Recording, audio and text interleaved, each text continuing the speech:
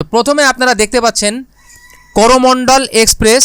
এই ট্রেনের নাম কি থাকবে সেটা ফ্যাক্ট না, ফ্যাক্ট হলো ট্রেন নাম্বারটা আপনি দেখবেন 12841, এটা হলো ট্রেন নাম্বার।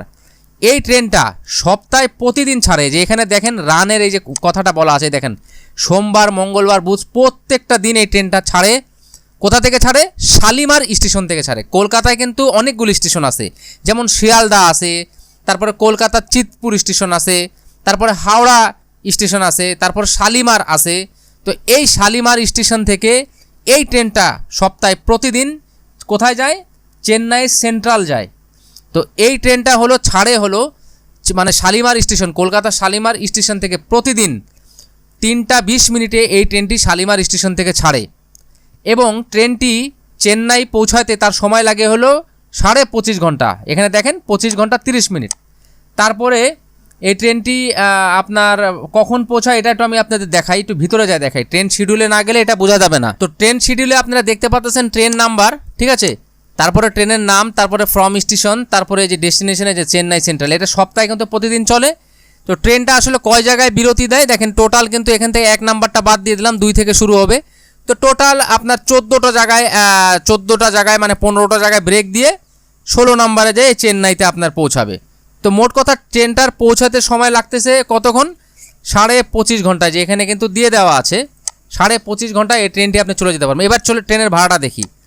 স্লিপার ক্লাসটা যদি আমরা দেখি, যেটা হলো সবচেয়ে কম মূল্য, মানে সবচেয়ে কম ভাড়া, এটা হলো নন এসি। স্লিপার কীরকম সেই ব্যাপারে কিন্তু আমি আমার চ্যানেলে অলরেডি ভিডিও দিয়ে দিয়েছি। তো স্লিপার ক্লাসে ভাড়া হলো 695, এর সাথে আরও 15-20 টাকা তো যোগ হবেই। তারপরে আমরা যদি থার্ড এসি দেখি, তাহলে থার্ড এসিতে ভাড়া 1825।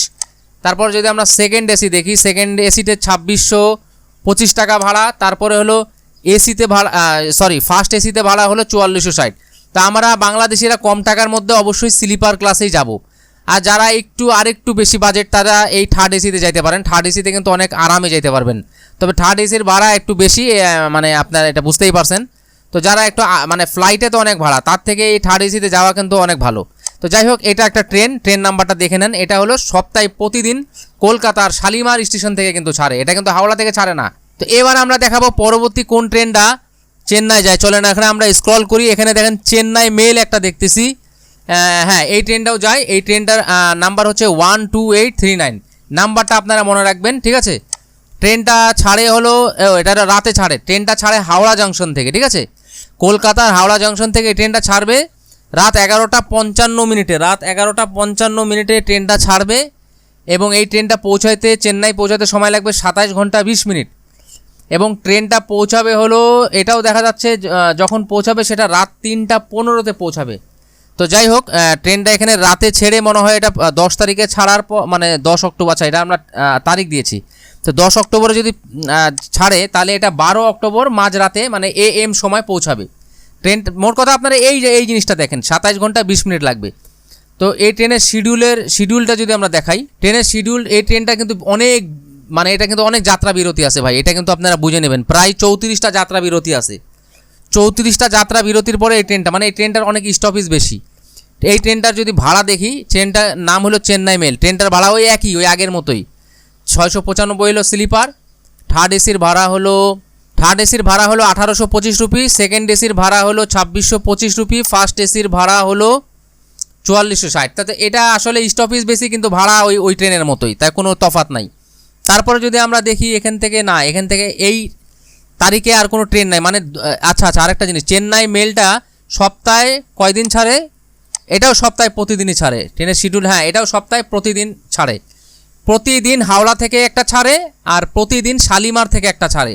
শালিমার থেকে কখন ছাড়ে? দুপুর 3:20 ছাড়ে। আর হাওড়া থেকে যেটা ছাড়ে চেন্নাই মেল, সেটা রাত 23:55 মানে হয় রাত 11:55, মানে প্রায় 12টার কাছে। যাই হোক, 23:55 ছাড়ে, মানে 11:55 ছাড়ে।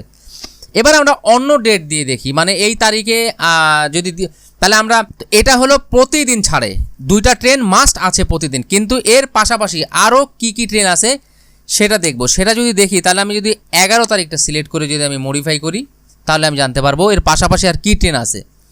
এর পাশাপাশি এই দেখেন আরেকটা ট্রেন বের হয়ে গেছে, ট্রেনের নামটা আচ্ছা যাই হোক, ট্রেনের নাম যাই, আমি সেটা বললাম না। এখানে নাম্বারটা দেখেন, ট্রেন নাম্বার 22825।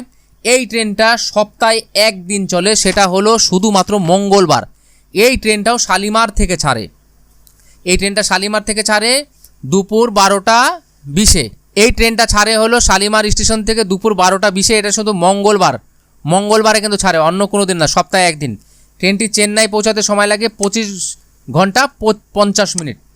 তো এই ট্রেনের যদি আমি শিডিউলটা দেখি, এই ট্রেনেরও অনেকগুলি মোটামুটি 23টা বিরতি আছে, যাত্রা বিরতি আছে। ট্রেনটা দেখেন সপ্তাহে শুধুমাত্র মঙ্গলবারে চলে, আর চলে না, ঠিক আছে। ট্রেনটা ছাড়ে কিন্তু শালিমার স্টেশন থেকে। সো শালিমার স্টেশনটা কোথায় আপনাদের, এই ট্রেনের ভাড়া যদি আমি দেখি তাহলে ওই যে সেম 695, থার্ড এসির ভাড়া যদি দেখি ওই 1825, এটা একটু বেশি আছে, না সেম। আর আমি যদি সেকেন্ড এসির ভাড়া দেখি 2625 রুপি। সো এই আপনার এটা হলো সপ্তাহে একদিন ছাড়ে। এরপরে আমরা আবার দেখি, এই যে আরেকটা ট্রেন বের হয়ে গেছে, ট্রেন নাম্বার 22807, ট্রেন নাম্বার 22807। এইটা ছাড়ে হলো সাঁতরাগাছি জাংশন থেকে। এই সাঁতরাগাছি জাংশনটা কোথায় ওটা আপনারা একটু নেটে দেখে নেবেন। তো সাঁতরাগাছি জাংশন থেকে এই ট্রেনটা ছাড়ে এবং এটা চেন্নাই যায়, এবং এটা চেন্নাই পৌঁছাতে সময় লাগে হলো 26 ঘন্টা 30 মিনিট। যদি ট্রেনটার শিডিউলটা দেখে আসি তাহলে ট্রেনটা যাত্রা বিরতি, এটা যাত্রা বিরতি বেশি নাই কিন্তু, মাত্র 17টা যাত্রা বিরতি, 16-17টা যাত্রা বিরতিতে আপনি চেন্নাই পৌঁছা যাবেন। ট্রেনটা কিন্তু সপ্তাহে মঙ্গলবার এবং শুক্রবার চলাচল করে। তাহলে আপনারা বুঝতে পেরেছেন, মঙ্গলবার এবং শুক্রবার সাঁতরাগাছি জাংশন থেকে ছাড়ে, ঠিক আছে। এবার কয়টার সময় ট্রেনটা ছাড়ে সেটা একটু দেখে নেই। বাহ, খুব সুন্দর একটা সময় ছাড়ে ট্রেনটা। সাঁতরাগাছি থেকে ছাড়ে হলো 18টা, মানে হলো 6টা, সন্ধ্যা 6টা আর কি, বা বিকাল 6টা বলেন, সন্ধ্যা 6টার দিকে আপনার এই সাঁতরাগাছি জাংশন থেকে ছাড়ে। এবং ট্রেনটা যদি 11 অক্টোবরে ছাড়ে তাহলে এটা 12 অক্টোবরে পৌঁছায়। তো যাই হোক, এই ট্রেনটার সময় হলো 26 ঘন্টা 30 মিনিট। এরপর আর কোনো ট্রেন আসে কিনা দেখে নেই, আর কোনো ট্রেন আসে কিনা। আর চেন্নাই মেল তো আমরা আগেই বলেছি এটা প্রতিদিন ছাড়ে। আচ্ছা, এবার আমরা অন্য একটি ডেট দিয়ে দেখব যে আর কোনো ট্রেন আছে কিনা, এবং আরেকটা ডেট দিয়ে দেখলাম, হ্যাঁ এটা তো প্রতিদিন ছাড়ে। তারপরে আর কোনো ট্রেন আছে কিনা দেখে নেই। চেন্নাই মেল এটা তো পেয়েছি, এই ডেট আমরা পেলাম না। এবার আমরা শনিবারটা স্যাটারডে দিয়ে দেখি, কারণ এখানে একটা আলাদা আলাদা ডেট দিলে আলাদা আলাদা ট্রেনের লিস্ট দেখায়, এই জন্য আমি পুরো ডিটেলস দেখানোর জন্য আছে। এটা তো আমি বলেছি, চেন্নাই মেলও বলেছি, তো শনিবারও আর পেলাম না। আর রবিবার নিয়ে তো প্রথমেই আমি ভিডিও বানিয়ে দিয়েছি। তাহলে এই কয়েকটা ট্রেনে আপনারা কিন্তু এই কলকাতা থেকে কিন্তু বাই রোডে, মানে অল্প টাকার মধ্যে কিন্তু চেন্নাই পৌঁছাতে পারবেন। চেন্নাই পৌঁছানোর পর ওখান থেকে আপনারা ট্যাক্সি বা ওখান থেকে বাসে আপনারা ভ্যালুর চলে যাবেন। আর ভ্যালুর চলে গেলে আপনি আপনার যে ওই যে ডাক্তার দেখানোর যে হাসপাতাল, সেটা তো আপনি পেয়েই যাবেন ওখানে। তো আশা করি ভিডিওটি আপনাদের ভালো লেগেছে। ভিডিওটি যদি ভালো লেগে থাকে একটি লাইক করবেন, আর চ্যানেলটি সাবস্ক্রাইব করে পাশেই থাকবেন। কোনো রকম প্রশ্ন থাকলে আপনি আমাদের এই ভিডিওর নিচে কমেন্ট করতে পারেন। আর আমরা খুব শীঘ্রই এই IRCTC, এই যে আপনারা ইন্ডিয়ান রেলওয়ে যে টিকিটটা কীভাবে কাটবেন সেটা আমরা খুব শীঘ্রই এজেন্ট নিব। আমরা এজেন্টশিপ নিয়ে তারপরে আমরা এই ব্যবসাটা শুরু করব। তবে এখনও আমরা নেইনি, তাই আমরা এখন আপাতত টিকিট নিয়ে আপনাদের হেল্প করতে পারছি না। আপনারা অনেক ধরনের এজেন্ট পাবেন, তবে আমি ট্রাস্ট করি না। অনেকে চিটার বাটপার আছে, বাংলাদেশিদের সাথে স্পেশালি চিটারি বাটপারি করে থাকে। তাই টিকিট কাটার ব্যাপারে অবশ্যই সতর্ক থাকবেন। বিশ্বস্ত পরিচিত এজেন্ট ছাড়া টিকিট কাটবেন না। তো যাই হোক, আজকের ভিডিওটি এখানে শেষ করছি। দেখা হবে পরবর্তী ভিডিওতে। সে পর্যন্ত সবাই ভালো থাকবেন।